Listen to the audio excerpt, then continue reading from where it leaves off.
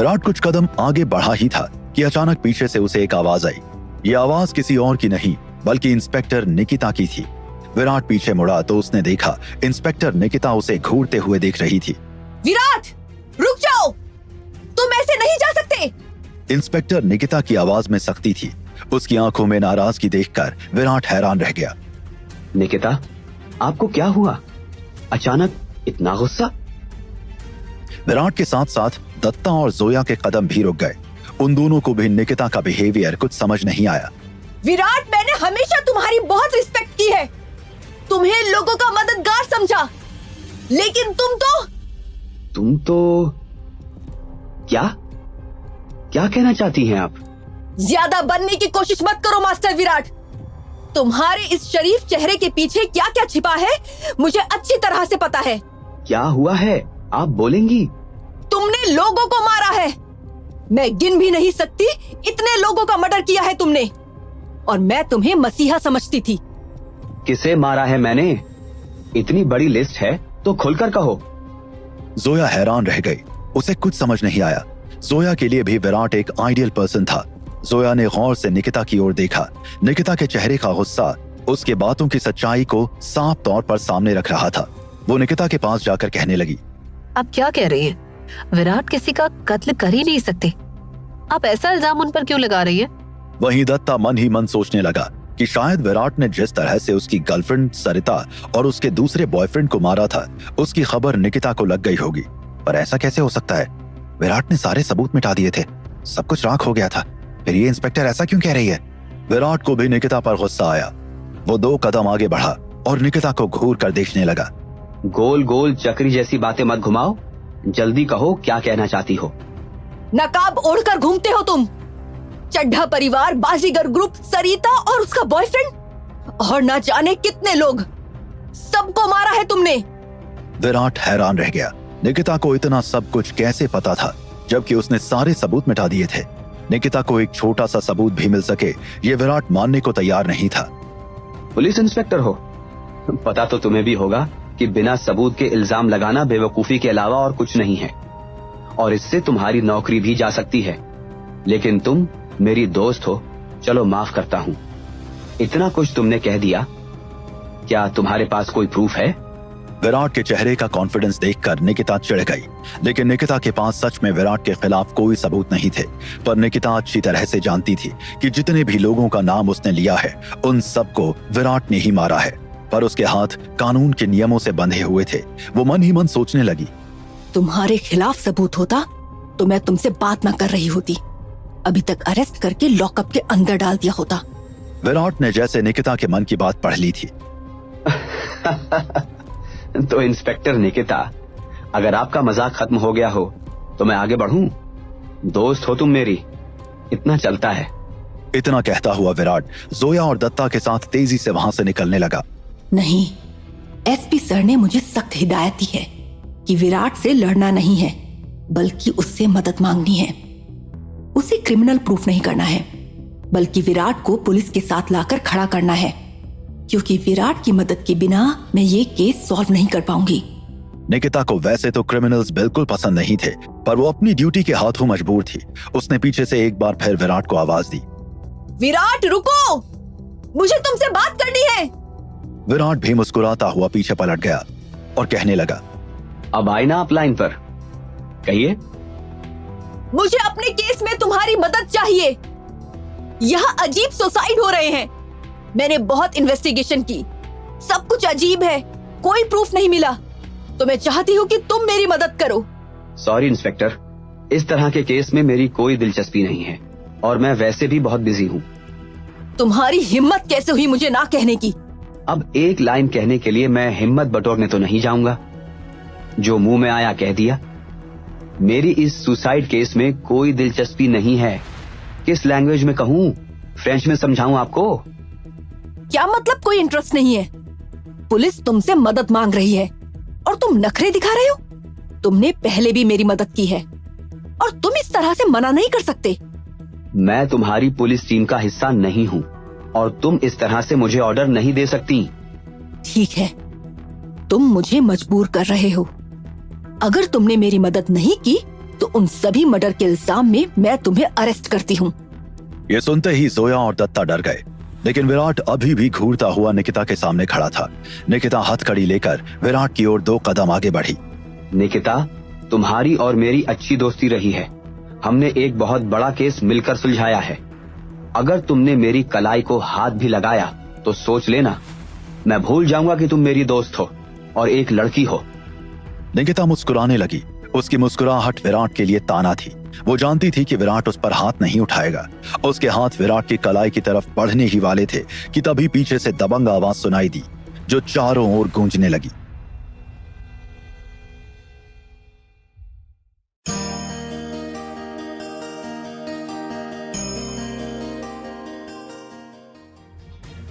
पीछे से आता हुआ वो आदमी दिल्ली अंडरवर्ल्ड का एक बहुत बड़ा माफिया जोरावर था। निकिता उसे पहचानती थी, लेकिन उसकी अप्रोच इतनी ऊपर तक थी कि निकिता उसके खिलाफ एक शब्द भी नहीं बोल सकती थी। वहीं निकिता ये देखकर हैरान रह गई कि जोरावर विराट को झुककर सलामी दे रहा था। जोरावर ने विराट के सामने खड़े होकर बहुत ही पोलाइटली कहा, विराट, आप फोन नहीं उठा रहे थे, इसीलिए मुझे यहाँ आना पड़ा। मैं काफी देर से आपको ढूंढ रहा था। जोरावर, अब तुम्हें मुझसे क्या चाहिए? विराट की बात सुनकर जोरावर हंसने लगा और मुस्कुराते हुए बोला, अरे सरकार, सिर्फ हम ही नहीं, आपको तो बहुत से लोग ढूंढ रहे हैं। अब कौन ढूंढ रहा है मुझे और क्यों? विराट ने इतना पूछा ही था कि जोरावर ने बाहर की ओर इशारा किया, जहां एक साथ एक के बाद एक लग्जरी गाड़ियों की भीड़ आकर खड़ी हो रही थी। Lamborghini, Mercedes, Audi, range rover वगैरह वगैरह। विराट के साथ साथ दत्ता और जोया भी ये देखकर हैरान रह गए। वहीं निकिता की भौहें टेढ़ी हो गईं। वो ये पूरा माजरा समझना चाहती थी। ये सब नामी गिरामी माफिया काइंड ऑफ लोग यहाँ क्यों आए हैं? बड़े पॉलिटिकल नेता, ये बिजनेसमैन, इनको विराट से क्या काम? ये नजारा बहुत शानदार था, जैसे मानो प्राइम मिनिस्टर या राष्ट्रपति का कोई काफिला आ रहा हो। सड़क पर चलते लोग ध्यान से रुक रुक कर इस बेहतरीन नजारे का लुत्फ उठा रहे थे। जोया ने तो आज तक एक साथ इतनी सारी लग्जरी गाड़ी देखी भी नहीं थी। वो चहकने लगी, लेकिन जैसे ही दत्ता ने उसे घूर कर देखा, उसकी जुबान पर अपने आप ही ताले लग गए। And long way. भले ही विराट इस छोटे से जंगली इलाके को बड़े शहर में बदलना चाहता है, लेकिन अभी तो डेवलपमेंट प्रोसेस पर है। यहाँ बड़े बड़े मैदान तो देखे, लेकिन बड़ी बड़ी लग्जरी गाड़ियां कभी नहीं देखी। क्या बात है, मजा आ गया। और जब इन गाड़ियों से बड़े बड़े रिवॉल्वर बाहर निकलेंगे ना, तो समझ आएगा कि ये मजा है या सजा। हैरानी सिर्फ निकिता और बाकी लोगों की आंखों में नहीं थी, बल्कि विराट की आंखों में भी थी। जो लोग उन लग्जरी कार से उतरकर विराट के सामने आकर अपना सर झुका रहे थे, उससे हाथ मिलाने की कोशिश कर रहे थे, विराट उनमें से किसी को नहीं पहचानता था। जोरावर, ये सब कौन है और क्या चाहते हैं मुझसे? निकिता ने देखा कि जोरावर बड़े शान से पुलिस के सामने से निकल जाता था, जिसे किसी के सामने झुकना ही नहीं आता। वो किसी बच्चे की तरह स्माइल करता हुआ विराट से बात कर रहा था। विराट सर, अब मैं आपको क्या बताऊं कि ये लोग अलग अलग शहर से आए हैं। कुछ बहुत बड़े बड़े मिनिस्टर हैं, कुछ तो अंडरवर्ल्ड के बादशाह, कुछ इस शहर के ट्रेडर्स, तो कुछ बड़े बिजनेसमैन, तो कुछ वो नकाबपोश जिन्हें ब्लैक मनी को व्हाइट मनी में बदलना बहुत अच्छी तरह से आता है, जिनका धंधा पूरे देश में फैला हुआ है। फैला होगा, मुझे इससे क्या? ये लोग मुझसे क्या चाहते हैं? विराट सर, आप इन लोगों को नहीं जानते, लेकिन ये लोग आपको अच्छी तरह से जानते हैं। सब जानते हैं कि आपने चड्ढा फैमिली को जड़ से खत्म किया, और माया और उसके दादाजी जो आज आसमान की बुलंदियां छू रहे हैं, उसके पीछे भी आपका हाथ है। विराट हैरानी से सबको देख रहा था। जोरावर चापलूसी करते हुए विराट के पास आया और उसके कानों में बुदबुदाते हुए कहने लगा, सर, आप एक हीरा हैं जो कोयले की खान में छुपे हुए थे। जैसे ही आप बाहर आए, इन सबको पता लग गया। ये लोग बड़े होशियार हैं, अच्छी तरह से जानते हैं कि अगर इस वक्त इस देश में टिके रहना है तो माया राजपूत और आप जैसे लोगों से पंगा नहीं लिया जा सकता। खास तौर पर दिल्ली में आगे बढ़ने के लिए तो ये बहुत ज्यादा जरूरी है। यार जोरावर, तुम बातों को घुमा घुमा कर क्यों कह रहे हो? मुझे जाना है। पहले निकिता ने मेरा रास्ता रोक दिया और अब तुमने। साफ साफ क्यों नहीं कहते कि इन सब के यहाँ आने का क्या मतलब है? अरे सर, नाराज क्यों होते हैं? एक बहुत बड़ी पार्टी की तैयारी की गई है, ये लोग उसी में आपको इनवाइट करने आए हैं। एक एक करके बहुत से लोग विराट के पास आते गए और विराट से हाथ मिलाते गए। सब एक से बढ़कर एक थे। किसी का कद छोटा था, तो गले में मोटी सी सोने की चेन थी, तो किसी के कान में ऊपर से नीचे तक बालियां लटक रही थीं। किसी के कंधे पर अजीब अजीब से टैटू बने हुए थे। लेकिन विराट की नजर एक 60 या 70 साल के बुजुर्ग आदमी पर अटक गई, जिसने सफेद रंग का सूट पहन रखा था। विराट की नजर जैसे ही उससे मिली, वो आगे आया और बड़े अदब से विराट से हाथ मिलाने लगा। विराट ने देखा कि उसके चेहरे पर एक अलग ही चमक थी। विराट ने जोरावर से पूछा, ये कौन है जोरावर? जोरावर कुछ कहता उससे पहले ही वह बुजुर्ग शख्स बोल पड़ा, मेरा नाम हराका है। मैं महारक्षक पथ का गुरु हूँ, एक प्रोटेक्टर हूँ। आप यहाँ कैसे?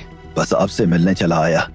आपको जानकर हैरानी होगी, लेकिन मैं माया राजपूत के दादाजी राजपूत साहब का एक अच्छा दोस्त हूँ। आपसे काफी दिनों से मिलने की ख्वाहिश थी, जो आज पूरी हो गई। मिलकर बहुत अच्छा लगा। वैसे तो जोरावर के साथ जितनी भी भीड़ आई थी, विराट को उनमें से एक शख्स भी पसंद नहीं था। लेकिन हराका ने विराट का ध्यान अपनी तरफ खींचा और माया और उसके दादाजी का नाम सुनते ही विराट ने भी एक स्माइल के साथ उससे हाथ मिला लिया। महारक्षक पंथ के बारे में मैंने पहले भी सुना है, मगर ज्यादा कुछ नहीं जानता था। आपसे मिलकर मुझे भी खुशी हुई। महारक्षक पंथ का सबसे बड़ा गुरु हराका विराट से मिलने आया था। ये देखकर दत्ता, निकिता और वहां खड़े सारे लोग हैरान रह गए।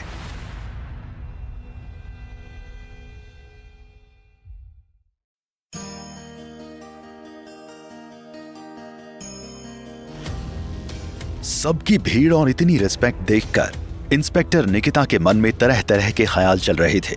वो खुद से ही बातें कर रही थी। पुलिस में हमें यही सिखाया गया है कि अगर कोई कानून तोड़े तो उसे सजा मिलनी चाहिए, लेकिन विराट को तो शायद हम सजा नहीं दे पाएंगे। इतने सारे लोग इसके साथ हैं, ये नियम भी बदल जाएगा। पर विराट अच्छा काम भी करता है, मुझे इसके बारे में ज्यादा नहीं सोचना चाहिए।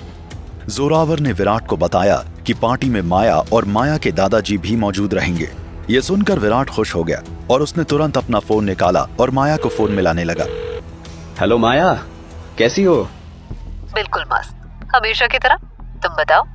मेरे सामने जोरावर और बहुत से बड़े बड़े लोग खड़े हैं, साथ में हराका भी हैं। हराका को जानती हो ना, महारक्षक पंथ के गुरु।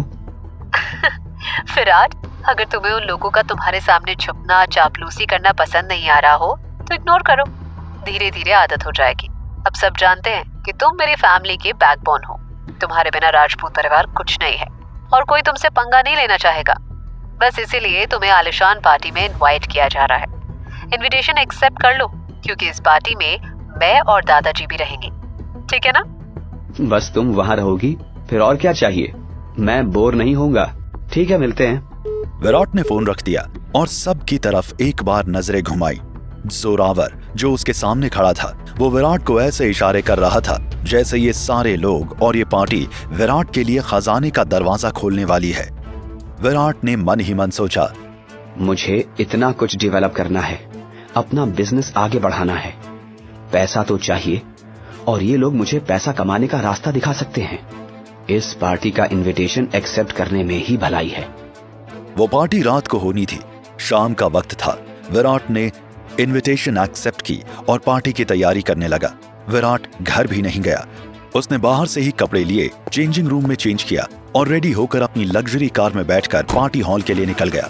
जैसे ही वो उस आलीशान होटल में पहुंचा जहां वो पार्टी ऑर्गेनाइज की गई थी, अचानक उसका फोन बजने लगा।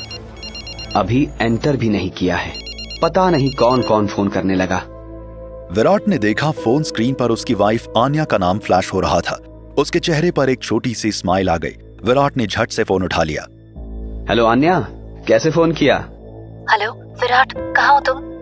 बस कुछ काम था, बताओ क्या हुआ? विराट, मिनी का फोन आया था। उसने कहा है कि वो और उसका मंगेतर राघव आज ही सगाई कर रहे हैं और सगाई की पार्टी पवेलियन होटल में रखी गई है। उसने हम सबको इनवाइट किया है। पवेलियन होटल में मिनी की सगाई की पार्टी। विराट ने अपना सर पकड़ लिया। विराट भी अभी उसी होटल के सामने खड़ा था। जोरावर ने जिस पार्टी का इनविटेशन विराट को दिया था, वो पार्टी भी उसी होटल में होने वाली थी। विराट, तुम मेरी बात सुन भी रहे हो? मैं तुमसे कुछ कह रही हूँ, तुम कहाँ गुम हो गए? सुन रहा हूँ, तुम्हारी बात ही सुन रहा हूँ।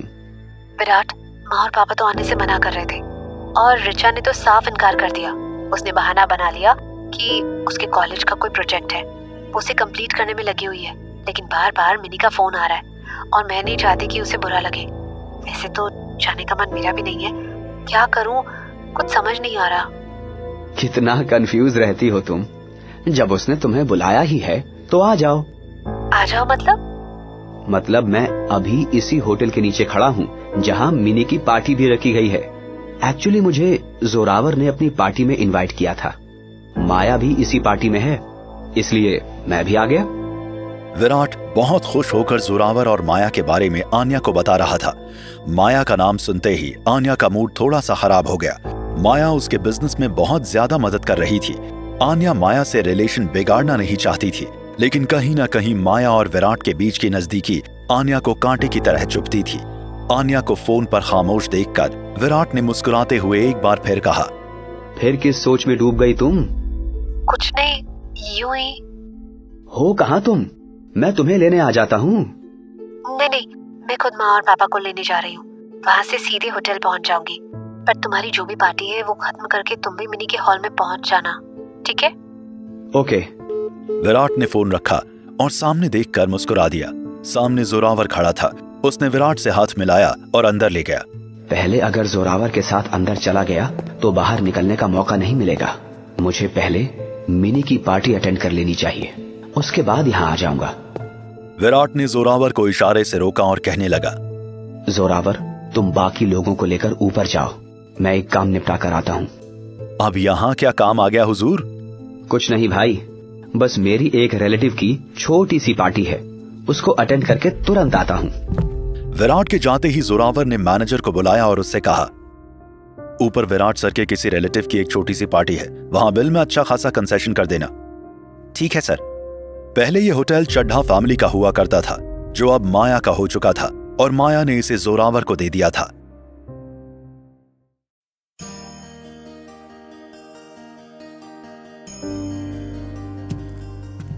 पवेलियन होटल में दाखिल होते ही विराट को मिनी दिखाई दी। विराट एक पल को उसको पहचान ही नहीं पाया। उसके चेहरे पर इतना मेकअप था कि वो कुछ अजीब सी ही लग रही थी। मिनी, ये जीन्स टॉप और नॉर्मल कपड़ों में ही अच्छी लगती है। बाप रे, मेकअप हद है। अच्छा है मेरी वाइफ को ये बीमारी नहीं है, वरना मैं पागल ही हो जाता। विराट दूर खड़ा मिनी के बारे में ही सोच रहा था। मिनी तेजी से चलती हुई विराट के पास आकर खड़ी हो गई। अरे तुम अकेले क्यों आए हो? और मेरी कजन कहाँ है? बड़े पापा, बड़ी माँ, रिचा सब कहाँ हैं? आन्या को मैंने खुद कॉल किया था। क्या हुआ? वो मेरे सामने आने से डर रही है क्या? अरे वो क्यों डरेगी? क्यों नहीं डरेगी? जब तुम्हारी और आन्या की सगाई और शादी हुई थी तब तुमने हमें कहाँ बुलाया था? नहीं ठीक है, बस फॉर्मेलिटी के लिए शायद किसी से कोई कार्ड भिजवा दिया था। वो भी मुझे ढंग से याद नहीं, बल्कि मुझे याद है किसी ने तो बताया था कि तुम्हारी पार्टी बहुत फीकी थी। और देखो, मैंने और राघव ने क्या शानदार तैयारी की है। मिनी कहती जा रही थी और विराट सिर्फ हाँ में सर हिलाता जा रहा था। ये दिल्ली का सबसे आलीशान होटल है, जानते तो होगे तुम। वैसे कैसे जानोगे? वो तो अभी अभी थोड़े पैसे आए हैं। पहले तो शायद तुमने इसकी दहलीज पर कदम भी नहीं रखा होगा। आन्या ठीक ही कहती है। मिनी का सिर्फ एक ही काम है, खुद का शो ऑफ करना। विराट ने मिनी की ओर देखते हुए धीरे से कहा, हाँ, ये होटल वाकई शानदार है। मैंने सुना सारी अरेंजमेंट राघव ने की है। भाई मानना पड़ेगा, राघव का दिल काफी बड़ा है। बिल्कुल, मैं लकी हूँ कि मुझे राघव जैसा हस्बैंड मिला। कुछ लोगों को तो निकम्मे मिल जाते हैं, जिंदगी बर्बाद हो जाती है। विराट जानता था कि मिनी उसके ऊपर ताना कस रही थी, पर उसे मिनी जैसे लोगों की बातों से कोई फर्क नहीं पड़ता था। उसने पूरी तरह से मिनी को इग्नोर कर दिया। विराट धीरे से मिनी के साइड से चलता हुआ अंदर की ओर जाने लगा। वो जानता था कि जब तक वो खड़ा रहेगा मिनी उसे ऐसे ही ताने मारती रहेगी। विराट के जाते ही मिनी ने अपना फोन निकाला और किसी को कॉल करने लगी। रुद्र, कहाँ हो तुम? जानते हो मोहिनी आंटी का दामाद आया है। आन्या भी अपने पेरेंट्स के साथ यहाँ आने वाली है। तुम भी जल्दी आ जाओ, इन्हें अच्छा सबक सिखाते हैं। कोशिश कर रहा हूँ मिनी जल्दी आने की, पर अगर नहीं आ पाया तो तुम संभाल लेना। वैसे मैं आ ही जाऊंगा।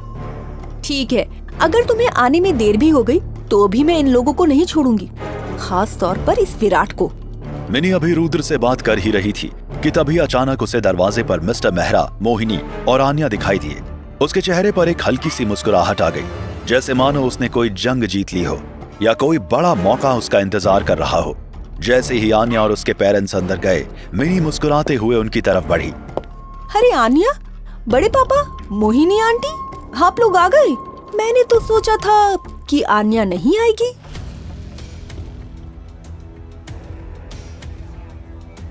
आन्या ने मिनी को एक फूलों का गुलदस्ता थमा दिया जो देखने में बहुत खूबसूरत था, पर मिनी ने मुंह बना लिया।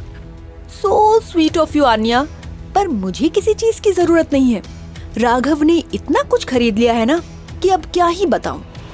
मिनी ने आन्या का दिया तोहफा अपने हाथ में कुछ ऐसे उठाया जैसे उसके लिए वो कोई मायने ही न रखता हो। इस आलीशान पार्टी को देखकर जानती हूँ आन्या, लोग मेरे लिए कैसे कैसे तोहफे खरीद कर लाए हैं। एक से बढ़कर एक कीमती तोहफे, वो भी बहुत पैसे खर्च करके। पर ये अपनी अपनी चॉइस की बात है। चलो अंदर चलते। विराट जानता था कि मिनी आन्या को नीचा दिखाने का कोई मौका नहीं छोड़ेगी और आन्या और उसकी फैमिली को बुरा लगेगा। इसलिए जैसे ही उसने मिनी और आन्या को एक साथ देखा, वो तुरंत उन दोनों के सामने आकर खड़ा हो गया। आन्या, तुम आ गई? चलो अंदर चलते हैं। मिनी को हम बिजी नहीं करते, उसे बाकी गेस्ट का भी तो वेलकम करना होगा। ये कहते हुए विराट ने आन्या का हाथ थाम लिया और मिस्टर मेहरा के साथ मोहिनी को भी अंदर चलने का इशारा करने लगा। इस समय उस होटल की पहली मंजिल पर काफी भीड़ इकट्ठा हो चुकी थी। वहां 20 से ज्यादा टेबलें लगी हुई थी। तभी राघव मिनी के पास आया। अभी राघव कुछ कहता, उससे पहले ही एक वेटर जाकर मिनी और राघव के सामने खड़ा हो गया। सर, आपने मेन्यू तो बुक करवा लिया था, लेकिन कुछ दूसरे कॉम्प्लीमेंट्स ऐड करवाने बाकी हैं। अगर आप हमें बता देंगे तो हमारा शेफ इसे रेडी करवा देगा। एक्चुअली मिस मिनी ने कहा था कि वो कुछ स्पेशल ऑर्डर करना चाहती हैं। वेटर ने इतना कहते हुए एक मेन्यू चार्ट मिनी के हाथों में रख दिया। मिनी ने सबसे स्पेशल और शानदार डिश अपने सभी मेहमानों के लिए ऑर्डर करने की फरमाइश की। इस पर राघव बिगड़ने लगा। तुम इतना नाराज क्यों हो रहे हो? सगाई में इतना खर्चा तो होगा ही। मिनी, मैं तुम्हारी फरमाइश पर पहले ही बहुत खर्च कर चुका हूँ। अब ये स्पेशल डिश क्यों? तुम जानती हो पूरे मेहमानों को अगर ये खास तौर पर परोसा गया तो लाखों का बिल और बढ़ जाएगा।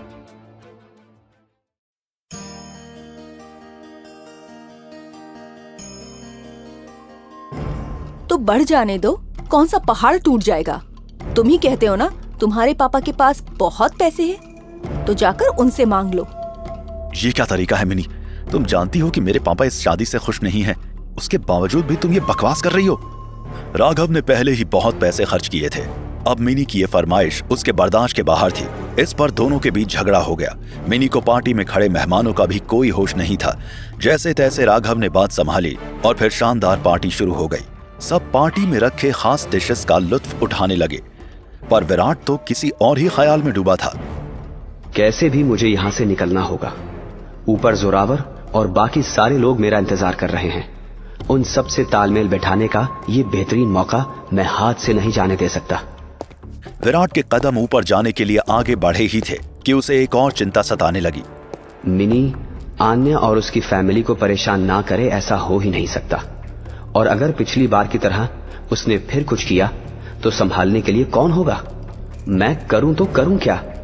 अचानक विराट की नजर कुछ शैंपेन्स की बोतल पर पड़ी जो सबको परोसी जा रही थी। उसे यकीन नहीं हुआ कि राघव इतने पैसे खर्च कर सकता है। विराट ने पास से गुजरते एक वेटर को रोक लिया। ये शैंपेन किसके कहने पर सबकी टेबल पर रख रहे हो?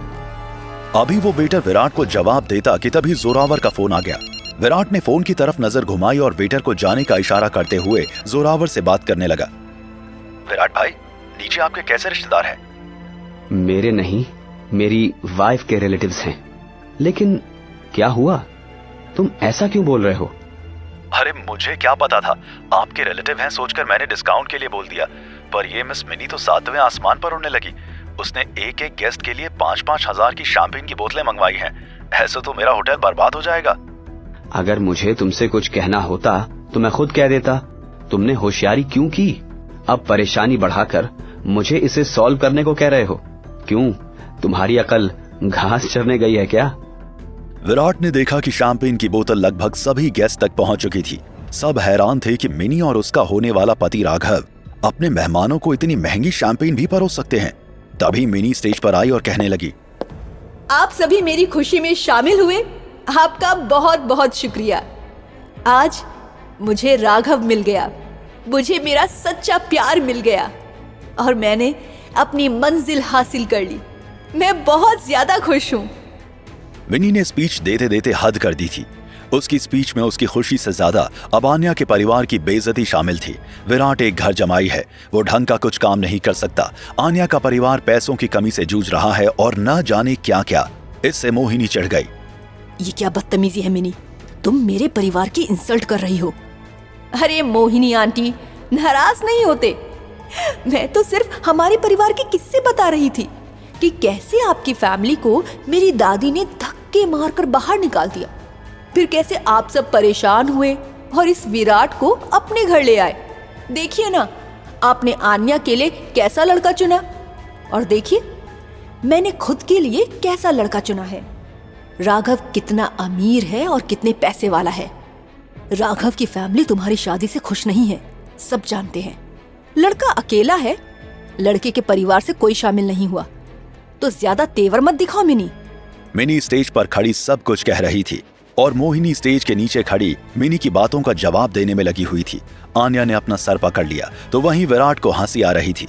मिनी बुरी तरह से चिढ़ गई। हाँ, नहीं आई राघव की फैमिली, लेकिन देखिए मेरे लिए कितना बड़ा तोहफा भिजवाया है। देखकर आपकी आंखें फटी की फटी रह जाएंगी।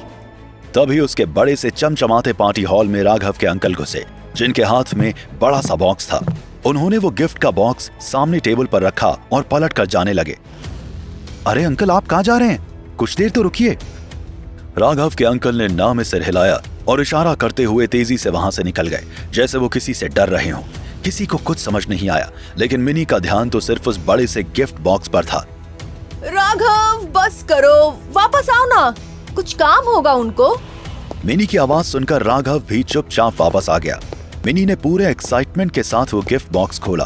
पहले तो उसके अंदर चाय का एक बड़ा सा डिब्बा निकला, जिसे देखकर मिनी, उसकी माँ अनामिका और सारे मेहमानों का चेहरा बन गया।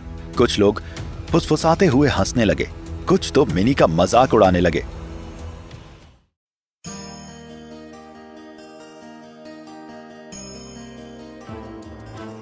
सबकी बातें सुनकर मिनी को खुद पर शर्म आ रही थी। मेहमानों के साथ मोहिनी और उसके परिवार के चेहरे पर हंसी देखकर मिनी और ज्यादा परेशान हो गई। तभी उसकी माँ अनामिका उसके पास आई। मिनी, संभालो ये सब, हमारा तमाशा बन रहा है। वो तो भला हो कि तुम्हारी दादी की तबीयत ठीक नहीं है और सारी फैमिली यहाँ नहीं है, वरना तो वो पूरा हॉल सर पर उठा लेती। आप शांत हो जाइए माँ, मैं देखती हूँ। मिनी चाय के उस डब्बे को देखकर नाराज थी। तभी उसकी नजर एक छोटे से ज्वेलरी बॉक्स पर गई और तुरंत उसके चेहरे पर मुस्कुराहट आ गई। वो बात संभालते हुए कहने लगी, मेरे ससुराल वालों को प्रहंग करने की आदत है, इसलिए चढ़ाने के लिए चाय का डब्बा भेज दिया।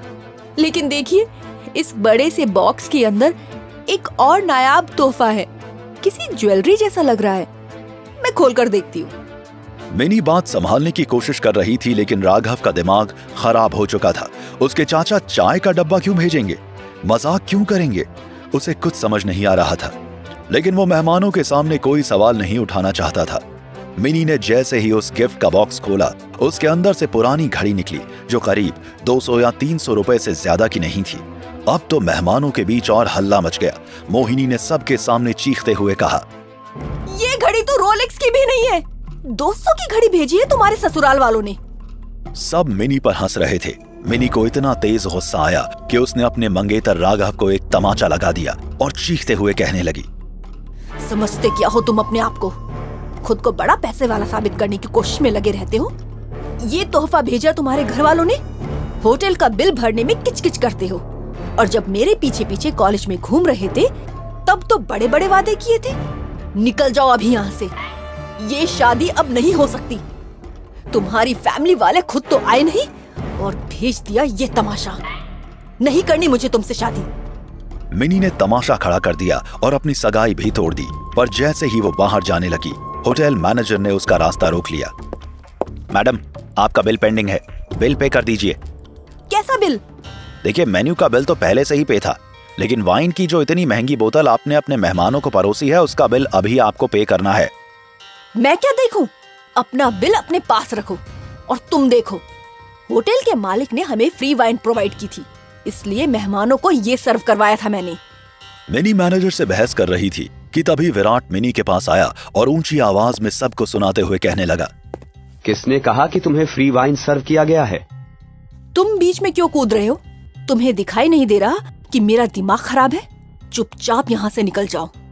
मिनी मैनेजर की ओर देखने लगी। आप अपने बॉस से पता कीजिए, उन्होंने हमें खुद ये फ्री सर्विस दी है। जोरावर को विराट पहले ही सब बता चुका था। वो दूर खड़ा मिनी का तमाशा देख रहा था। वो धीरे से सामने आया और मिनी की ओर इशारा करते हुए कहने लगा, मैडम, आपको ये फ्री सर्विस रिक्वेस्ट दी गई थी क्योंकि आप मेरे दोस्त विराट की रिलेटिव हैं, लेकिन आप तो विराट से बदतमीजी कर रही थी। अब आपको सारा बिल पे करना पड़ेगा। राघव अभी भी वहीं खड़ा था। वो समझ गया कि मिनी के साथ साथ उसे भी बिल पे करना पड़ेगा। उसके चेहरे की रंगत उड़ गई।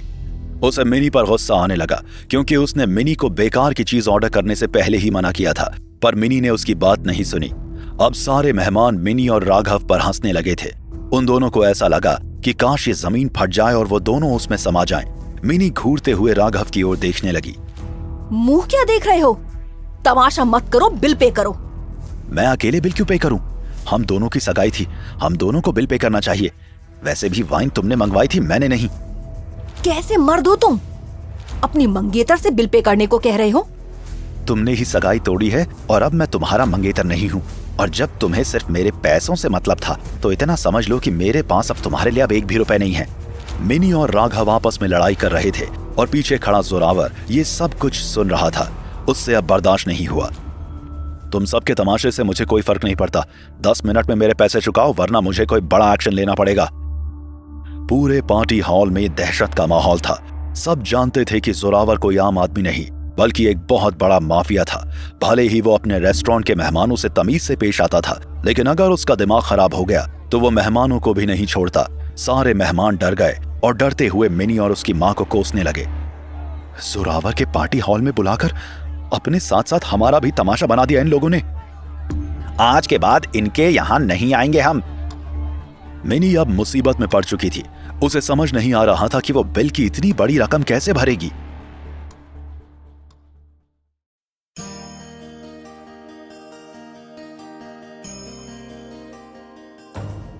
आखिरकार मिनी और उसकी मां अनामिका ने राजेश्वरी देवी को बीमार होने के बावजूद भी सगाई की उस पार्टी में बुलाया और राजेश्वरी देवी ने नाराज होते हुए जोरावर के उस रेस्टोरेंट के पूरे पैसे भरे। विराट को आज पहली बार तमाशा देखने में बड़ा मजा आया था। मिनी, जो इस मौके पर आन्या को शर्मिंदा करना चाहती थी, वो खुद ही अपनी इज्जत खो बैठी। वाह, जैसे को तैसा। पलटवार की आदत लग गई है विराट तुझे। आन्या, मोहिनी और मेहराजी धीरे धीरे बाकी मेहमानों के साथ बाहर निकल रहे थे। आन्या की नजर जैसे ही विराट की ओर गई, उसके कदम रुक गए। आन्या, तुम सबको लेकर घर जाओ, मुझे यहाँ कुछ काम निपटाना है। ठीक है, लेकिन जल्दी घर आ जाना। इसके बाद विराट जोरावर के साथ पवेलियन के बैंक्वेट हॉल में पहुंचा। हॉल के अंदर पहले से कई लोग मौजूद थे। बीचों बीच एक लंबी टेबल लगी थी जिसमें दिल्ली के सभी बड़े लोग बैठे थे। विराट ने देखा माया के दादाजी और माया भी वहीं मौजूद थे। जैसे ही विराट और जोरावर ने हॉल में एंट्री ली, सब खड़े हो गए। ये देखकर माया के दादाजी को बहुत खुशी हुई। उन्होंने विराट को अपने पास बुलाया। आओ विराट, बैठो। कितने दिनों बाद हम सब एक साथ बैठे हैं, आज का मौका खास है। माया के दादाजी ने अपनी सीट छोड़कर विराट को बैठने का इशारा किया। ये देख विराट थोड़ा झिझक गया। दादी जी, इस हॉल में आप सबसे सीनियर हैं, आपको ही यहाँ बैठना चाहिए। नहीं विराट, आज की ये पार्टी तुम्हारे लिए है, इसलिए ये जगह तुम्हारी है। विराट उनकी बात मानकर सीट पर बैठने लगा। हॉल में बैठे सभी लोग उसकी तरफ ही देख रहे थे। मुझे माफ कर देना दोस्तों, आपको इंतजार करना पड़ा। आज आप सभी से मिलकर मुझे बहुत अच्छा लग रहा है। अगर किसी को कुछ कहना है तो खुलकर बोलें। विराट ने सभी को अपनी बात रखने का मौका दिया। सबसे पहले एक बुजुर्ग शख्स बोलने के लिए आगे आए जिनका नाम दर्शन था। विराट, मैं आपका और माया जी का धन्यवाद करना चाहता हूँ। पिछले कुछ सालों से चड्ढा फैमिली के दबाव ने हमारी जिंदगी मुश्किल कर दी थी, लेकिन आपने हमें उस दबाव से आजाद किया है। अब हमें किसी से डरने की जरूरत नहीं है। दर्शन की बात से लगभग हर कोई सहमत था। जब तक मैं और माया यहाँ हैं, आप सब सेफ हैं। कोई भी आपको दबाने की हिम्मत नहीं कर सकता। Thank you Virat, thanks again. Virat, लेकिन कुछ लोग अभी भी हमारी बात नहीं मान रहे। कौन लोग? बिहार का दयाल परिवार और मुजफ्फरपुर का अमर सिंह अभी भी राजपूत परिवार और माया के खिलाफ है। उस शख्स की बात सुनकर माया के दादाजी थोड़े परेशान हो गए। क्या वो सच में हमारे खिलाफ है? और एक नया गुट भी है, बहुत सारी नेगेटिव पावर्स को साथ लेकर चलता है। उनका लीडर बहुत घमंडी और पावरफुल है। वो दावा करता है कि उनकी मैजिकल पावर्स पूरे राजपूत परिवार और विराट का नामो निशान खत्म कर सकते हैं। उसे अपनी 9 तरंगों की ऊर्जा पर बहुत ज्यादा भरोसा है। इस पूरे सेक्ट को लोग वेनम सेक्ट या वेनम ग्रुप के नाम से जानते हैं। इसके साथ साथ मंजीत सिंह का परिवार भी विराट और माया के पीछे पड़ा है। ये बताने की मुझे जरूरत नहीं है। विराट हल्के से मुस्कुराया और फिर बोलने लगा। वेनम सेक्ट और दयाल फैमिली जैसे लोग? वाह, मजा आएगा। अगर वो हमें चैलेंज करेंगे तो हम उनका जवाब जरूर देंगे। इन 2 कौड़ी के लोगों की इतनी हिम्मत, ये भूल गए क्या कि चड्ढा के साथ क्या हुआ था? दादी जी, प्लीज आप चिंता मत कीजिए। हम सब एक साथ मिलकर काम कर रहे हैं और हम सब ने विराट और माया की फैमिली को अपना लीडर्स माना है। लेकिन विराट कितने बहादुर हैं, इस बात को साबित करने के लिए एक बॉक्सिंग कंपटीशन ऑर्गेनाइज किया जाएगा और मुझे उम्मीद है कि विराट मंजीत सिंह और दूसरे ऑपोजिट ग्रुप से बहुत अच्छी तरह से लड़ते हुए हम सबको जीत दिलाएंगे। आप सब मुझ पर भरोसा रखें, मैं आप सबका सर नहीं झुकने दूंगा। पावर और पोजीशन की बातचीत का ये सिलसिला कब पार्टी के साथ खत्म हुआ किसी को पता ही नहीं चला। पार्टी अब खत्म हो चुकी थी। सारे लोग एक एक करके जाने लगे थे। विराट भी होटल से बाहर निकल गया। बाहर जाते लोग अभी भी बॉक्सिंग कंपटीशन के बारे में बात कर रहे थे। तभी दर्शन के पास उसके ग्रुप का एक खास आदमी आया। आप कुछ परेशान दिख रहे हैं, क्या हुआ? दर्शन, आपको नहीं लगता कि विराट में बहुत ज्यादा ओवर कॉन्फिडेंस है? मंजीत सिंह की फैमिली से लड़ना आसान नहीं है। ठीक है, हमें सिर्फ विराट पर निर्भर नहीं रहना चाहिए। हम एक बैकअप प्लान भी तैयार रखेंगे। कैसा प्लान? अगर विराट हार जाते हैं तो हमारे पास कुछ और बॉक्सर्स होने चाहिए। इस सुझाव पर सब सहमत थे, पर सबकी नजरें दर्शन पर टिक गईं। मेरे ख्याल से हमें हेमराज को बुला लेना चाहिए, वो पुराना बॉक्सर है। लेकिन मैंने सुना था कि उन्होंने सालों पहले संन्यास ले लिया था। आप उन्हें कैसे बुलाएंगे? मेरी फैमिली का उनकी फैमिली से अच्छा रिलेशन है। मुझे लगता है कि मैं बुलाऊंगा तो वो जरूर आएंगे। सब इस बात से खुश हो गए। सबको पता था कि अगर विराट हार भी जाता है तो हेमराज सब कुछ संभाल लेगा। अब तक सब जा चुके थे, सिर्फ माया और उसके दादाजी ही हॉल में बचे थे। दादाजी, विराट आज कुछ अलग लग रहा था। मंजीत सिंह बहुत पावरफुल है। विराट को हमें थोड़ा समझाना चाहिए। तुम सही कह रही हो, लेकिन मुझे लगता है कि विराट ने ऐसा कहा है तो जरूर उसके पास कोई प्लान होगा।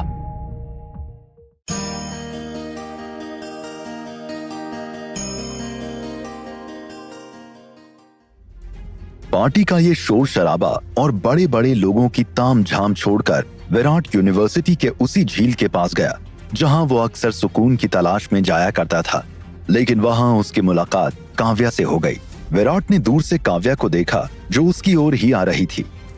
ये लड़की धीरे धीरे कितनी बदल गई है। आंखों में घमंड, चेहरे पर तेवर। जब इसे पहली बार देखा था तब ऐसी तो नहीं थी। क्या तुम ही इस कपल की मौत की जिम्मेदार हो?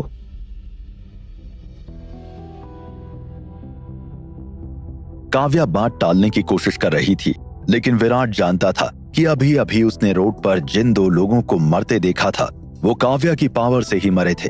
काव्या ने अपनी मैजिकल पावर को ट्राई करने के लिए उन दोनों पर इस्तेमाल किया और वो दोनों मेंटल होकर सड़क पर भागने लगे और एक गाड़ी के नीचे आकर उनकी मौत हो गई। तुम जानती हो कि मैं किस बारे में बात कर रहा हूँ, तो मुझसे झूठ मत बोलो। तुम होते कौन हो मुझसे इस तरह सवाल करने वाले? मैं अब वो काव्या नहीं रही। मैं अब एक ऐसी शक्ति बन चुकी हूँ जिसे तुम समझ भी नहीं सकते। कहना क्या चाहती हो? मैं अब एक साधक हूँ। तुम जैसे आम लोग मेरी बराबरी नहीं कर सकते। मैं इस दुनिया से अलग हूँ। साधक? तुम किस बारे में बात कर रही हो? मैंने वो शक्ति हासिल कर ली है जो लोग सदियों से चाहते हैं। तुम मुझसे दूर रहो, लेकिन अगर मुझ जैसा थोड़ा भी बनना चाहते हो तो मैं तुम्हें अपना गुलाम बना सकती हूँ। बकवास मत करो, बस मुझे इतना बताओ, क्या उन निर्दोष लोगों को तुमने मारा? विराट, तुम दूसरों के सामने मसीहा बन जाओ या हीरो, पर मेरे लिए तुम कुछ नहीं हो। मेरे रास्ते से हट जाओ। शक्तियां दूसरों की भलाई के लिए होती हैं काव्या। तुम अपनी पावर्स का गलत इस्तेमाल कर रही हो। काव्या ने हंसते हुए विराट की बात टाल दी और एक दीवार की ओर देखने लगी। विराट ने गौर किया जैसे उसकी आंखों से एक एनर्जी निकल रही हो और जैसे ही वो एनर्जी दीवार से टकराई वो दीवार ढहने लगी। विराट ये देखकर हैरान रह गया। देखा, ये है मेरी पावर्स। मैं चाहूँ तो एक इशारे में तुम्हें मिटा सकती हूँ। विराट जानता था कि ये सब महज एक इल्यूजन था। दीवार गिरी नहीं थी, ये बस एक छलावा था। काव्या, जिस राह पर तुम चल रही हो वो गलत है। मैं तुम्हारा नुकसान नहीं चाहता। प्लीज मेरी बात ध्यान से सुनने की कोशिश करो। विराट के लाख समझाने पर भी काव्या नहीं रुकी। वो तेजी से आगे बढ़ती जा रही थी। विराट को उसकी आंखों में एक जुनून दिखा था, अपनी सारी पावर्स आज की रात ही इस्तेमाल कर लेने का जुनून। और विराट ऐसा होने नहीं दे सकता था। मैं आखिरी बार तुमसे पूछ रहा हूँ, क्या उन दोनों की मौत के पीछे तुम्हारा हाथ है? इस बार काव्या पलटी और जोर जोर से हंसने लगी। हाँ, मैंने ही उन्हें खत्म किया और अगर तुमने मुझे रोकने की कोशिश की तो तुम्हारा भी वही हाल होगा। इधर विराट हैरान परेशान उसके पीछे पीछे जा ही रहा था कि तभी उसके फोन की घंटी बजने लगी। उसने फोन देखा, स्क्रीन पर इंस्पेक्टर निकिता का नाम फ्लैश हो रहा था। विराट ने फोन उठा लिया। हेलो विराट, एक और हादसा हो गया है। एक कपल ने अजीब तरीके से आत्महत्या कर ली है। ये पुलिस के पास आया 10वां मामला है। क्या तुम वाकई कुछ नहीं करोगे? मैं अभी आ रहा हूँ। विराट जानता था कि इन सब के पीछे काव्या है और काव्या की शक्तियों के पीछे भी कोई है जिसका पता लगाना विराट के लिए जरूरी था। वो सीधा पुलिस स्टेशन के लिए निकल पड़ा। पुलिस स्टेशन में निकिता पहले से ही उसका इंतजार कर रही थी। विराट, तुम खुद ही कहते हो कि तुम्हारी पावर्स लोगों की मदद के लिए है। लोग मर रहे हैं और तुम कुछ नहीं कर रहे हो। मैं इस बात का क्या मतलब समझूं? शांत निकिता, शांत। अब मैं जानता हूँ कि ये सब कुछ किसके इशारे पर हो रहा है, कौन कर रहा है। क्या तुम्हें पता चल गया है कि इन सुसाइड्स के पीछे किसका हाथ है? विराट ने सिर्फ हाँ में सर हिला दिया। पुलिस कमिश्नर भी निकिता के साथ ही बैठे हुए थे। तुम सच में जानते हो कि मर्डरर कौन है? क्योंकि ये सुसाइड नहीं है, यह हम सबको पता है। विराट ने उस वक्त कोई जवाब नहीं दिया। वो चुपचाप वापस पलटकर दरवाजे की तरफ जाने लगा। रुको विराट, बात अधूरी छोड़कर कहाँ जा रहे हो? अगर तुम्हें पता है तो हमें बताओ। 3 दिनों के अंदर तुम्हारा ये मामला सुलझ जाएगा। फिर तुम्हारे पास कोई कंप्लेंट नहीं आएगी, ठीक है? विराट के इस रवैये से इंस्पेक्टर निकिता हमेशा की तरह चिढ़ गई, लेकिन कमिश्नर को विराट के चेहरे पर कॉन्फिडेंस साफ दिखाई दे रहा था। शांत निकिता, तुम बिना वजह परेशान हो रही हो। मुझे लगता है ये लड़का कोई ना कोई कमाल जरूर करेगा। हमें अब ये केस इसके हवाले कर देना चाहिए। देखते हैं 3 दिन बाद क्या होता है। विराट जानता था कि काव्या आगे क्या करेगी, इसलिए वो सीधा यूनिवर्सिटी के पास वाले ग्राउंड में पहुंच गया। उसने जो सोचा था वो बिल्कुल सही निकला। रात के गहरे सन्नाटे और अंधेरे के बीच ठंडी हवा माहौल को और ज्यादा खतरनाक बना रही थी। विराट ने चारों ओर नजरें दौड़ाई और जब उसकी आंखें खुद से कुछ दूरी पर पड़ी ऋचा के ऊपर गई, वो परेशान हो गया। ऋचा कुछ बड़बड़ा रही थी और लगातार करवट बदल रही थी। विराट को कुछ समझ नहीं आया। ऋचा,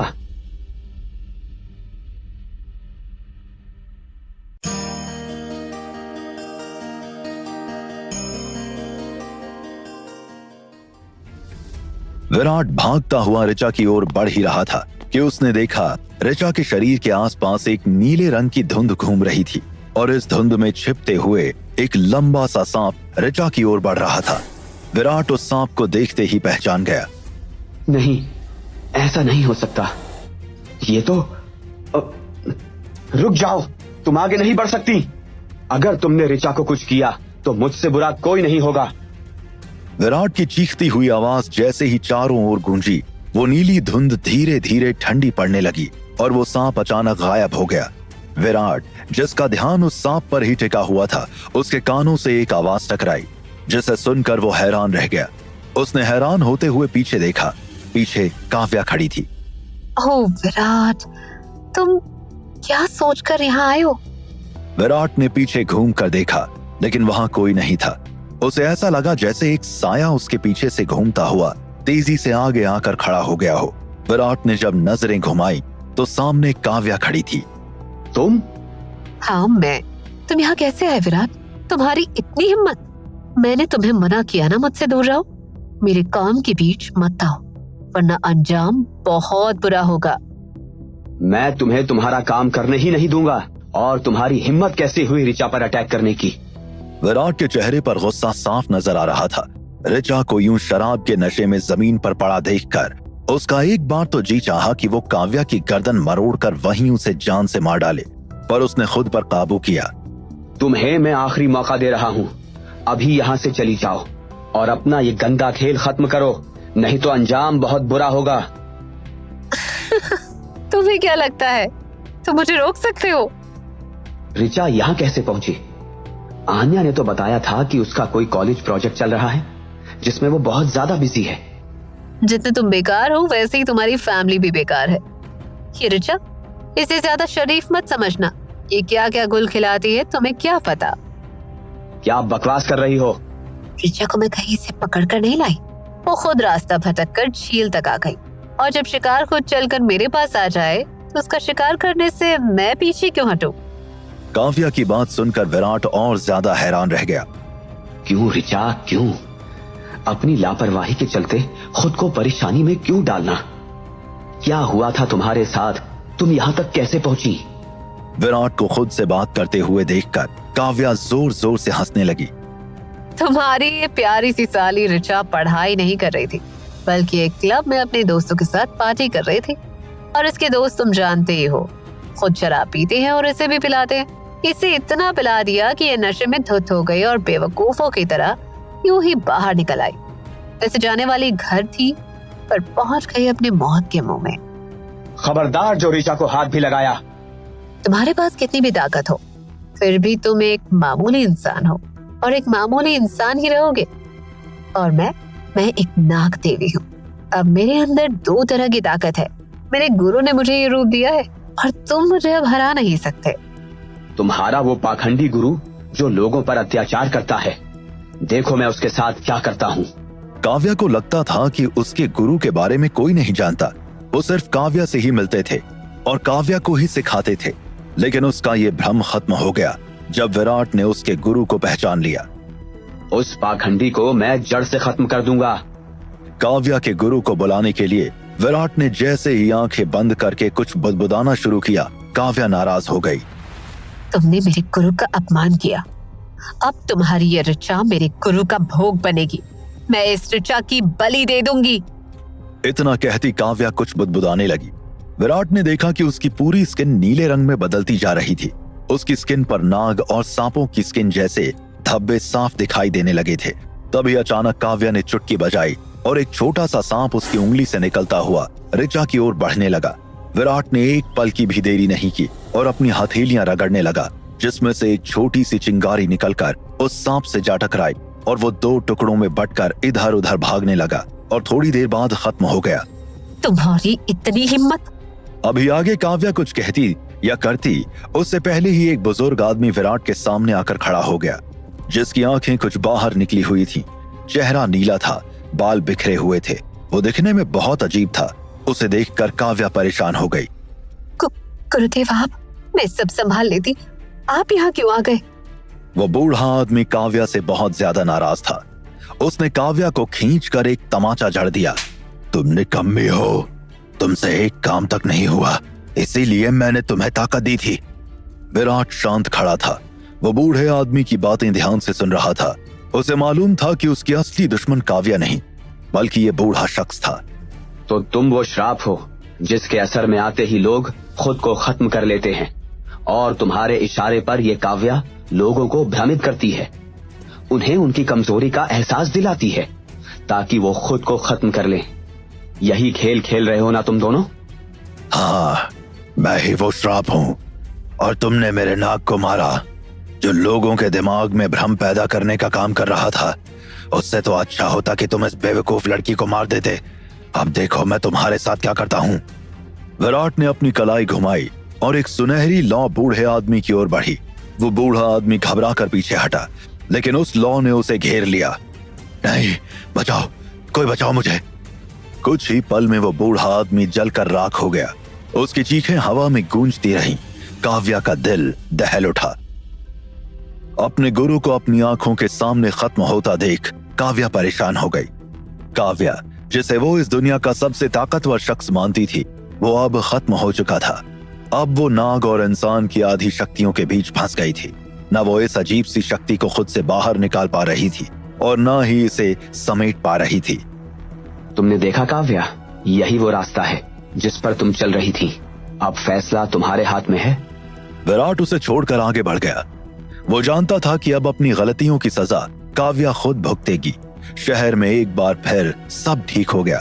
3 दिन बाद इंस्पेक्टर निकिता और करण आमने सामने बैठ बातें कर रहे थे। सर, 3 दिन से कोई सुसाइड का केस सामने नहीं आया। आपको क्या लगता है? लगना क्या है निकिता, मामला बिल्कुल साफ है। विराट ने वो केस सुलझा दिया है। तुम्हें विराट पर भरोसा नहीं था, पर देखा वो आदमी गलत नहीं है।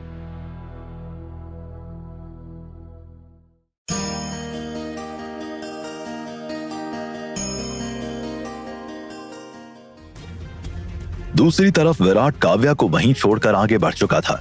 आज उसे माया के दादाजी से मिलने भी जाना था। माया के दादाजी विराट से 2 दिन बाद होने वाले बॉक्सिंग मैच के बारे में कुछ जरूरी बातें डिस्कस करना चाहते थे। माया जब विराट के साथ राजपूत हाउस आई तो माया के दादाजी फोन पर किसी से बात कर रहे थे और कुछ परेशान से लग रहे थे। दादाजी, विराट आए हैं। क्या बात है, आप कुछ परेशान लग रहे हैं? सब ठीक तो है ना? माया के दादाजी ने विराट को बैठने को कहा और फिर थोड़ा हिचकिचाते हुए कहना शुरू किया। बेटा, पता नहीं मैं तुमसे कैसे कहूं, तुम नाराज मत होना। विराट बेफिक्री से दादाजी के पास बैठ गया। कहिए ना, क्या बात है? मैं भला आपसे नाराज क्यों होने लगा? बेटा, कल के बॉक्सिंग मैच में हमारी टीम को तुम ही लीड करने वाले थे ना? लेकिन क्या? विराट, उन लोगों ने मुझे बिना बताए ही तुम्हारे साथ साथ किसी और को भी टीम लीड करने के लिए बुला लिया है। उनका कहना है 2 लोग होंगे तो मैच में हमारी जीत और भी पक्की हो जाएगी। ओह, ये बात है। किसे बुलाया है? हेमराज। पिछले 10 सालों से बॉक्सिंग में इसने दुनिया भर में बहुत नाम कमाया है। हालांकि अब रिटायरमेंट की एज में पहुंच गया है, लेकिन अब भी बॉक्सिंग वर्ल्ड में उसका काफी नाम है। अब जब मैं तुम्हारा नाम बॉक्सिंग टीम के लीडर के लिए दे चुका था, मुझे नहीं पता उन्होंने क्यों हेमराज को भी बुला लिया है। कोई बात नहीं दादी जी, इतना क्यों परेशान हो रहे हैं? ये बॉक्सिंग मैच जिताने के लिए मैं अकेले ही काफी था, लेकिन वो लोग अभी मुझ पर इतना यकीन नहीं कर पा रहे हैं क्योंकि उन्होंने मेरी बॉक्सिंग स्किल्स देखी ही नहीं है। तो ठीक है ना, उन्होंने अपनी तसल्ली के लिए किसी और को भी बुला लिया। तो तुम्हें इस बात से बुरा नहीं लगा? इसमें बुरा लगने वाली कोई बात ही नहीं है। और हेमराज के बारे में तो मैंने पहले से सुन रखा है। वो वाकई बहुत फेमस है। अच्छा ही है कि इस बहाने उनसे भी मुलाकात हो जाएगी। ठीक है बेटा, अगर ऐसी बात है तो अब हमें चलना चाहिए। मुझे लगता है पार्टी की सारी तैयारी हो चुकी है और हेमराज भी वहां पहुंच ही चुके होंगे। हाँ, चलिए चलते हैं। मैं तो वैसे ही हेमराज जी से मिलने को बहुत एक्साइटेड हूँ। दादाजी को अब जाकर थोड़ा चैन मिला था। वो विराट और माया को लेकर क्लब पहुंच गए। वहां हेमराज पहले ही पहुंच चुका था और लोगों की भीड़ से घिरा हुआ था। उन्हें गेस्ट ऑफ ऑनर की सीट पर बैठाया गया था और उनके आसपास बाकी टीम मेंबर्स बैठे थे। सभी टीम मेंबर्स हेमराज से बातें करके बॉक्सिंग की नई ट्रिक्स सीखने की कोशिश कर रहे थे। जैसे ही विराट, माया और दादाजी हॉल में एंटर हुए, सभी ने खड़े होकर उनको वेलकम किया। Welcome mister Virat.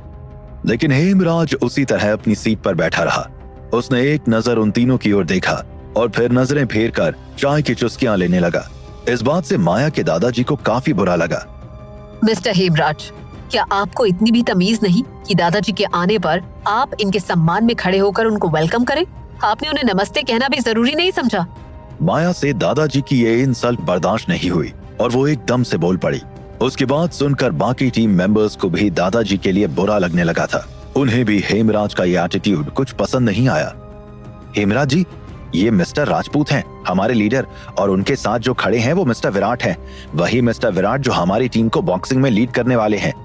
टीम को लगा था कि शायद हेमराज ने राजपूत फैमिली को पहचाना नहीं, लेकिन टीम मेंबर्स की बात सुनने के बाद भी हेमराज खड़े नहीं हुए। मिस्टर विराट, ये लीड करेंगे टीम को? वाकई बॉक्सिंग वर्ल्ड का स्टैंडर्ड काफी नीचे गिर चुका है, किसी को भी लीडर मान लिया जाता है यहाँ। हेमराज की बात सुनकर सभी दंग रह गए। उन्हें उम्मीद नहीं थी कि हेमराज इतनी इगोइस्टिक बातें करेंगे। दादाजी को भी हेमराज की बातें चुभने लगी। आप कहना क्या चाहते हैं? क्या आपको ऐसा लगता है कि सिर्फ आप ही असली बॉक्सर हैं और किसी को टीम लीड करने का कोई हक नहीं? दादाजी को गुस्से में देखकर बाकी टीम मेंबर्स को डर लगने लगा था। नहीं नहीं मिस्टर हेमराज का ये मतलब बिल्कुल नहीं था। हेमराज जी, मिस्टर विराट भी बॉक्सिंग में एक्सपर्ट हैं। उनकी उम्र भले ही इतनी ज्यादा नहीं है, लेकिन उनकी बॉक्सिंग स्किल्स वाकई काबिले तारीफ हैं। एक ही रात में उन्होंने चड्ढा फैमिली का सफाया कर दिया, बाजीगर ग्रुप और व्योम ग्रुप को भी डिस्ट्रॉय किया। इनकी स्ट्रेंथ को अंडर एस्टिमेट नहीं किया जा सकता।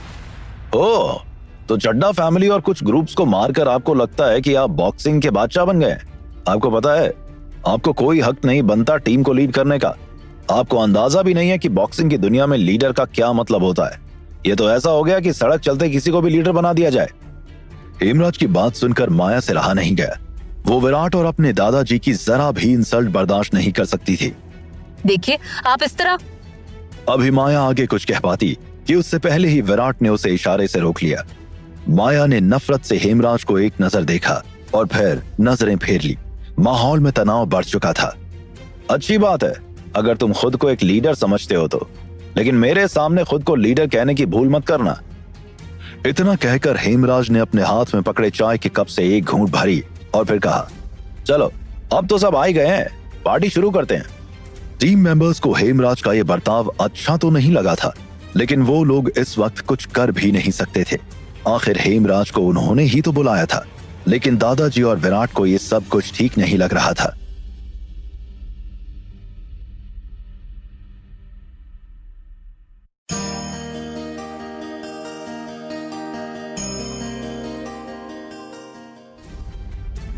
पार्टी शुरू हो चुकी थी। टीम मेंबर्स जानते थे कि हेमराज ने राजपूत फैमिली और विराट से जिस तरह बात की थी वो सही नहीं थी, लेकिन वो उसकी ताकत के आगे झुकने को मजबूर थे। लेकिन वो लोग राजपूत फैमिली या विराट को भी नाराज नहीं करना चाहते थे। सॉरी सर, आप लोग प्लीज हेमराज जी की बात का बुरा मत मानिएगा। दरअसल हमें कल के बॉक्सिंग मैच में उनकी जरूरत पड़ेगी, इसीलिए अभी हम उन्हें कुछ कह नहीं सकते। आप लोग प्लीज बैठिए ना। बैठिए? कहाँ? वीआईपी सेक्शन की सारी सीट्स तो पहले ही ऑक्यूपाइड हो चुकी हैं। हम कहाँ बैठे?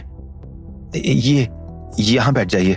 हमने ऑलरेडी हेमराज जी को गेस्ट ऑफ ऑनर की सीट दे दी है। अब हम उन्हें उनकी सीट से हटने के लिए कैसे कह सकते हैं? लेकिन कल के मैच में हम आपकी सीट वीआईपी सेक्शन में अरेंज करवा देंगे। पहली बात तो मैं आपको बताना चाहूंगा कि कल का बॉक्सिंग मैच हम मिस्टर विराट के दम पर जीतने वाले हैं। आपने हेमराज को यहाँ बेवजह ही बुलाया है, तो अब आप ही तय करिए उनका क्या करना है। मिस्टर राजपूत हेमराज के बर्ताव से काफी नाखुश हुए थे। उन्हें इतने बड़े बॉक्सर से ऐसे बर्ताव की उम्मीद कतई नहीं थी। विराट तो अब भी वर्ल्ड फेमस बॉक्सर हेमराज से मिलना चाहता था, लेकिन हेमराज ने विराट से मिलने में कोई दिलचस्पी नहीं दिखाई। वो मन ही मन सोच रहा था, अक्सर देखा जाता है कि जिन लोगों में वाकई कोई टैलेंट होता है वो काफी लो की पर्सनालिटी होते हैं। अकड़ तो उनमें होती है जिनके पास टैलेंट नहीं होता। ऐसा लगता है जैसे हेमराज जी का नाम जितना बड़ा है, असल में उनका किरदार उतना ही छोटा है। दादाजी, मुझे लगता है हमें यहाँ रुकने की जरूरत नहीं है, चलिए चलते हैं। दादाजी ने भी हाँ में गर्दन हिला दी और वो तीनों हॉल से बाहर निकलने लगे। तभी पीछे से हेमराज ने आवाज लगाई, क्या हुआ, जा रहे हैं? मुझे बिना बताए ही जा रहे हैं? मैं आपका गेस्ट हूँ और आप मुझे छोड़कर जा रहे हैं? क्या इस तरह मेहमान नवाजी की जाती है आपके यहाँ? आपको बॉक्सिंग टीम ने इनवाइट किया है, इसलिए आप उनके गेस्ट हैं, हमारे नहीं। फिर भी राजपूत फैमिली ही तो इस शक्ति पंच क्लब का कर्णधार है। अगर मैं कल का मैच जीतता हूँ तो राजपूत फैमिली को ही सबसे ज्यादा फायदा भी होने वाला है। अगर मैं नहीं लड़ूं तो सिंह फैमिली आपको कल के मैच में हरा ही देगी। तो कम से कम अपना फायदे का ही सोचते हुए आपको मेरी मेहमान नवाजी के लिए यहाँ रुकना ही चाहिए। इसके बाद हेमराज ने अपने दोनों ओर बैठे कुछ वीआईपी लोगों की ओर इशारा करते हुए कहा, क्या आप जानते हैं, इन लोगों ने मुझे कल के मैच के लिए 1 करोड़ रुपए दिए हैं। तो फिर आप तो इस क्लब के कर्ता धर्ता हैं, आपको तो मुझे 1 करोड़ और देने ही चाहिए। क्या कहा आपने? इन लोगों ने आपको 1 करोड़ दिए हैं और आप चाहते हैं कि हम भी आपको 1 करोड़ और दें? नहीं, कभी नहीं। हमसे ऐसी कोई उम्मीद न रखें तो बेहतर ही होगा। सोच लीजिए मिस्टर राजपूत, आपको कल का मैच जीतना है या नहीं? माया के दादाजी ने विराट की ओर देखा। विराट ने भी अपनी गर्दन ना में हिलाते हुए पैसे देने से मना कर दिया। लगता है वर्ल्ड फेमस हेमराज जी को अपनी बॉक्सिंग स्किल्स पर कुछ ज्यादा ही घमंड हो गया है। आप जैसी इतनी बड़ी शख्सियत से ऐसी उम्मीद नहीं थी। क्या कहा तुमने? अब तुम बताओगे मुझे कैसे बात करनी चाहिए और कैसे नहीं? हेमराज जी, मैं आपसे पूरे सम्मान के साथ बात कर रहा हूँ, तो अब आपको भी मुझसे सम्मान के साथ ही बात करनी चाहिए। तुम्हारी हिम्मत कैसे हुई मुझे बात करने का तरीका बताने की? अरे औकात ही क्या है तुम्हारी मेरे सामने? अगर अपनी जान प्यारी है तो अभी के अभी मुझसे माफी मांगो। मैं माफी मांगू आपसे? अब तो आप अपने घुटनों पर बैठकर मुझसे माफी मांगिए, तभी मैं आपकी जान बख्शूंगा। तुम्हारी इतनी हिम्मत? जब से हेमराज आए थे हर कोई उन्हें बहुत इज्जत दे रहा था, लेकिन अब विराट ने उन्हें उनकी औकात दिखा दी थी और यही बात हेमराज से बर्दाश्त नहीं हो रही थी। बॉक्सिंग टीम को माहौल में बढ़ते तनाव को देखकर घबराहट होने लगी थी। वो बीच बचाव को सामने आए। आखिर उन्होंने ही तो हेमराज को बुलाया था, तो अब उनकी रिस्पेक्ट की जिम्मेदारी भी उनकी ही बनती थी। हेमराज जी प्लीज शांत हो जाइए। मिस्टर विराट जवान खून है तो जरा जोश में आ जाते हैं। प्लीज उनकी गुस्ताखी माफ कर दीजिए। आप तो बड़े हैं, समझदार हैं। आप कहाँ मिस्टर विराट से उलझने लगे? लेकिन बॉक्सिंग टीम का समझाना और भी उल्टा पड़ गया। हेमराज का गुस्सा शांत होने के बजाय और बढ़ गया। इसे तुम लोग बॉक्सिंग मैच का लीडर बनाना चाहते हो? मैंने पहले भी कहा है, अकेले में ये खुद को जो चाहे कह सकता है, पर मेरे सामने खुद को लीडर कहने की हिम्मत ना ही करे तो बेहतर होगा। इतने में माया बोल पड़ी। हो सकता है कि आप बहुत ताकतवर हो, फिर भी अगर आप में विनम्रता की कमी है तो ऐसी ताकत किसी काम की नहीं। ए लड़की, अपनी औकात में रहो, मुझसे पंगा लेने की हिम्मत मत करना। भले ही माया उम्र में हेमराज से आधी ही थी, लेकिन वो डरने वालों में से बिल्कुल नहीं थी। मैंने जो कहा सही कहा है, और मैं ये 100 बार कह सकती हूँ, आप लीडर बनने के लायक ही नहीं है। आप विराट को कह रहे थे ना, लेकिन आप तो खुद ही बॉक्सिंग लीडर बनने की काबिलियत नहीं रखते। एक लीडर की सबसे बड़ी क्वालिटी तो यही होती है कि वो सबको साथ लेकर चलना जानता है। ए लड़की, अगर तुमने एक शब्द भी और कहा तो मैं तुम्हें जान से मार दूंगा। माया को हाथ लगाने की हिम्मत भी मत करना, वरना वो हश्र करूंगा कि तुम्हारी 7 पुश्ते भी याद रखेंगी। माहौल काफी गर्म हो चुका था। हेमराज ने माया और उसके दादाजी की ओर एक नजर देखा और फिर विराट की ओर देखते हुए गुस्से से अपनी मुट्ठी भींच ली। तुम्हारी जनरेशन की यही प्रॉब्लम है, तुम लोग खुद को ओवर स्मार्ट समझते हो। ये भी नहीं देखते कि तुम असल में किससे उलझने की भूल कर रहे हो। मैंने सुना है कि कल के बॉक्सिंग मैच को तुम लीड करने वाले हो। राजपूत फैमिली अगर कल के मैच के लिए तुम पे डिपेंड करना चाहती है तो ठीक है, मैं तुम्हें एक मौका देता हूँ। अब हम कल के बॉक्सिंग मैच में ही मिलेंगे।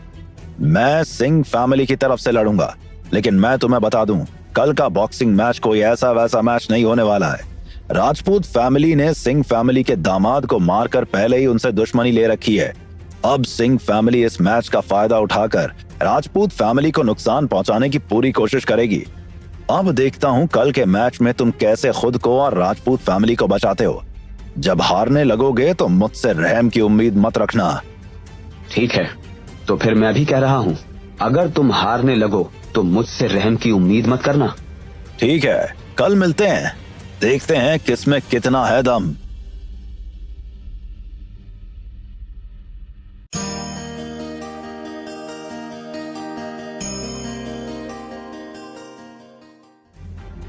विराट ने हेमराज का चैलेंज एक्सेप्ट कर लिया था।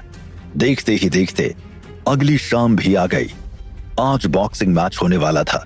रात के 9 बजे थे और बॉक्सिंग रिंग के चारों ओर भीड़ जमा थी।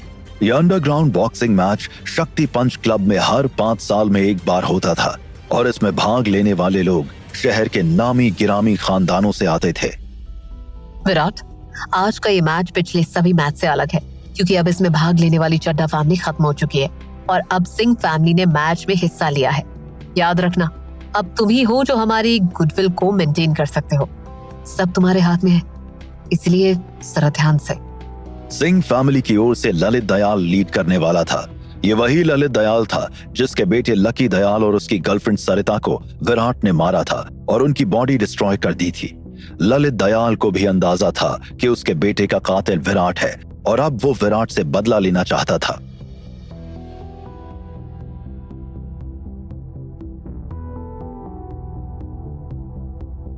पहले तो वो विराट को उसी वक्त मारकर अपना बदला पूरा करने वाला था, लेकिन जब उसे पता लगा कि विराट कोई मामूली इंसान नहीं है बल्कि राजपूत फैमिली से उसके काफी अच्छे रिश्ते हैं, तो उसने अपने गुस्से पर काबू किया और मौके की तलाश करने लगा। और आज वो मौका उसके हाथ लग चुका था।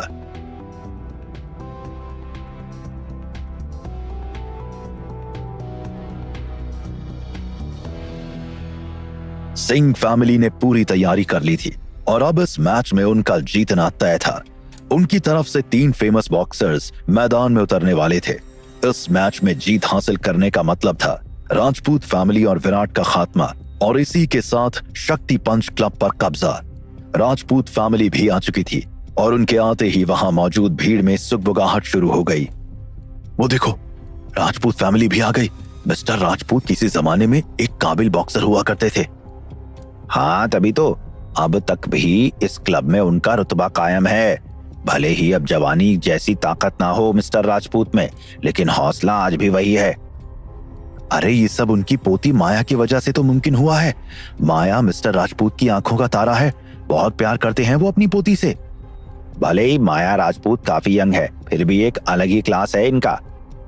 अरे वो तीसरा आदमी कौन है इनके साथ? अरे वही तो है जो राजपूत फैमिली की ओर से मैच लीड करने वाला है। वैसे तो मैंने कुछ और भी सुना है इस यंग मैन के बारे में। मिस्टर राजपूत इसे अपना दामाद बनाना चाहते हैं, अपनी पोती माया की शादी करवाना चाहते हैं इससे। तभी उनके बीच एक चौथा आदमी बोल पड़ा, तुम लोग सब बकवास कर रहे हो। तुम्हें क्या लगता है कि राजपूत फैमिली इस क्लब की करता धरता है तो वो ही जीतेगी? देख लेना, इस बार सिंह फैमिली ही जीतने वाली है। उनकी तरफ से 3 बड़े बॉक्सर्स मैच लीड करने वाले हैं। अरे तुम्हें नहीं पता, ये जो मिस्टर विराट है ना, इसने कई बड़े कारनामे किए हैं। इससे नहीं जीत पाएगी सिंह फैमिली। चलो माना कि विराट में कुछ काबिलियत है, तो भी क्या वो अकेले 3 बड़े बॉक्सर से लड़ पाएगा? सभी लोग अपने अपने तरीके से मैच का क्लाइमैक्स गेस कर रहे थे। तभी सभी बॉक्सर्स धीरे धीरे चलते हुए बॉक्सिंग रिंग तक पहुंच गए। इस बॉक्सिंग मैच को दर्शन जैसे कई बड़े बिजनेसमैन स्पॉन्सर कर रहे थे। कमेंटेटर ने राजपूत फैमिली की ओर देखते हुए कहा, राजपूत फैमिली क्लब तक पहुंच चुकी है। इस बॉक्सिंग मैच के चीफ गेस्ट तन्मय चैटर्जी भी आ चुके हैं। जैसा कि हम सभी जानते हैं कि तन्मय चैटर्जी मार्शल आर्ट्स एसोसिएशन के इंचार्ज हैं और वो राजपूत फैमिली की तरफ से ज्यूरी मेंबर्स में से एक हैं, और उनके ठीक बगल में the world famous boxer Hemraj आ रहे हैं। और मैं आपको बता दूं, हेमराज जी सिंह फैमिली की तरफ से मैच लीड करने वाले हैं। तभी एंट्रेंस गेट से ललित दयाल की एंट्री हुई। उसके पीछे करीबन 20 बॉडीगार्ड्स चल रहे थे। थोड़ी ही देर में मैच शुरू होने वाला था। रेफरी ने इशारा कर दिया। एक के बाद एक बॉक्सर्स बॉक्सिंग रिंग में अपनी धूम मचाने को तैयार थे। सबसे पहले एक हट्टा कट्टा पहलवान नाहर आया। कौन है जो मुझसे लड़ने की हिम्मत करेगा? थोड़ी देर के लिए वहां खामोशी छा गई। मिस्टर राजपूत, माया और विराट वीआईपी रो में बैठे थे। विराट, क्या लगता है तुम्हें इस बॉक्सर के बारे में? ये बस डींगे हाँक रहा है। भले ही ये शरीर से हट्टा कट्टा है, लेकिन किसी अच्छे बॉक्सर के सामने टिक नहीं पाएगा। इसके बाद एक करीबन 30 साल का पहलवान बॉक्सिंग रिंग में कूदा। वो देखने में बिल्कुल ऑर्डिनरी लग रहा था। इसे हल्के में नहीं ले सकते, ये लंबी रेस का घोड़ा है। तभी नाहर कुर्राया। ये हराएगा मुझे? इसकी मेरे सामने क्या औकात? इसे तो मैं चुटकियों में हरा दूंगा। इतना कहते हुए नाहर ने अपनी मुट्ठियां भींच ली और गुर्राते हुए उस दूसरे पहलवान की ओर भागा। ऑडियंस रो में मौजूद सभी को लग रहा था कि अब उस दूसरे पहलवान का चूरमा बनने वाला था, लेकिन तभी एक धमाकेदार आवाज के साथ नाहर बॉक्सिंग रिंग में दूर जाकर गिर पड़ा। यह उस दूसरे पहलवान की पछाड़ थी। बाप रे, इसमें तो बड़ा दम है। देखकर लगता तो नहीं था कि ये इतना स्ट्रांग होगा। सभी ये देखकर हैरान थे कि नाहर अब दोबारा उठने के काबिल भी नहीं बचा था। मैंने तो पहले ही कहा था, ये लंबी रेस का घोड़ा है, लेकिन ये है कौन? मिस्टर राजपूत भी हैरान थे। यह हमारी साइड से तो नहीं हो सकता, क्योंकि बॉक्सिंग टीम ने सिर्फ हेमराज को इनवाइट किया था और हमने तो बस तुम्हें ही लीड करने को कहा था, और ये सिंह फैमिली से भी नहीं हो सकता क्योंकि सिंह फैमिली के सारे बॉक्सर्स का इंट्रोडक्शन तो पहले ही हो चुका है। तो फिर ये आखिर है कौन?